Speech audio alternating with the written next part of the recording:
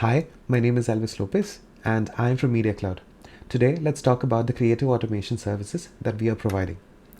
So to start off, let's sign in to our website, and from here, I'll be choosing the dealer board creative. As you can see, I'll select it, I'll click on the edit button, and from there, I'll choose inches or feet, which are the variables. You can input the sizes over there and then click on apply changes. The creative will get adapted as per your brand standards. You can follow along to enter in the details such as dealer name, place name, and also choose from regional languages. You can also choose to change product as per your requirements. Finally, after that, you can click on PDF, download, and then you can get the downloaded print file. It's that simple when you consider your pain points as a decentralized marketing techniques, and it is very much which is required for everybody right now in this market. Good day.